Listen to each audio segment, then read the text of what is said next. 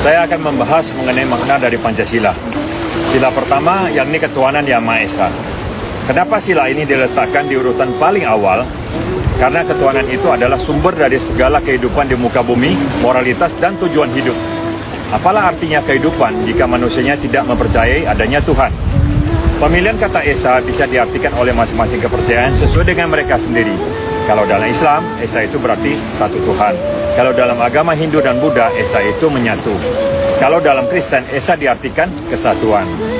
Jadi betul-betul klop untuk semua kepercayaan yang ada di negara Indonesia. Luar biasa bukan? Kemudian pada sila kemanusiaan yang adil dan beradab. Kenapa harus di urutan sila yang kedua?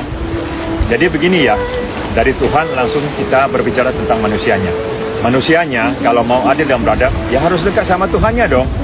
Makanya sila kedua mesti berada dekat dengan sila yang pertama. Manusianya akan jadi adil dan beradab dikarenakan sudah dekat dengan Tuhannya.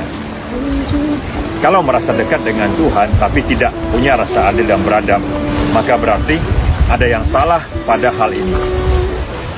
Nah, kalau sudah adil dan beradab, maka kita bisa berbicara mengenai sila nomor 3, yaitu persatuan Indonesia. Jika masih tidak adanya keadilan dan tidak terdapatnya peradaban, maka bagaimana mungkin bisa menyatukan kepentingan masing-masing suku, agama, golongan, dan pulau-pulau yang begitu banyak terdapat di negara Indonesia? Oke? Kenapa sila persatuan Indonesia berada di nomor 3? Posisinya di tengah-tengah, di antara dua sila di atasnya dan dua sila di bawahnya. Karena sila ini punya makna menyatukan Pancasila, dikarenakan posisi urutannya berada di tengah-tengah. Kalau tidak adanya suatu persatuan Indonesia, ya tidak ada negara Indonesia kan? Menurut saya, persatuan Indonesia ini luar biasa. Dari sini kita akan masuk kepada sila keempat, yaitu demokrasi versi Indonesia. Yaitu kayakatan yang dipimpin oleh hikmat kebijaksanaan dalam permusyawaratan perwakilan.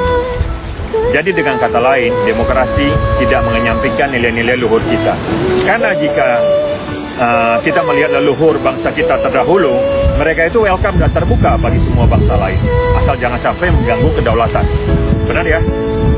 Jadi yang ada di Indonesia itu sebenarnya bukanlah kelompok ini dan juga kelompok itu, bukanlah kelompok suku A dan kelompok suku B, atau agama A dan agama B, bukan etnis ini ataupun etnis itu, serta lain sebagainya. Yang ada adalah dua pembedaan kriteria: orang-orang yang berniat membangun memajukan Indonesia, dan golongan orang-orang yang merusak dan mengganggu, merongrong, serta memecah belah Indonesia. Jangan sampai kita menjadi bagian dari kelompok ini ya, saudara-saudaraku. Sekarang kita mulai masuk kepada sila kelima, yaitu keadilan sosial bagi seluruh rakyat Indonesia. Kenapa ditaruh di posisi sila urutan yang kelima? Karena ini adalah merupakan tujuan hakiki dari kehidupan berbangsa dan bertanah air. Supaya kita semua merasakan keadilan sosial yang merata untuk seluruh lapisan masyarakat. Inilah yang menjadi tujuan dari Indonesia.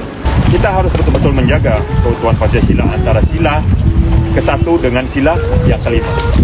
Karena yang membuat Indonesia ini aman sentosa adalah kekompakan penduduknya yang beragam suku bangsa dan agama. Kemajemukan yang ada dan kelanggengan Indonesia harus dijaga. Karena hal ini tidak datang dengan sendirinya. Harus dibangun dan dijaga oleh kita bersama sebagai warga negara. Masing-masing dari kita mesti memahami Pancasila dan menerapkan Pancasila dalam kehidupan berbangsa dan bertanah air. Saya Letnan Kolonel Maridin Edi Effendi.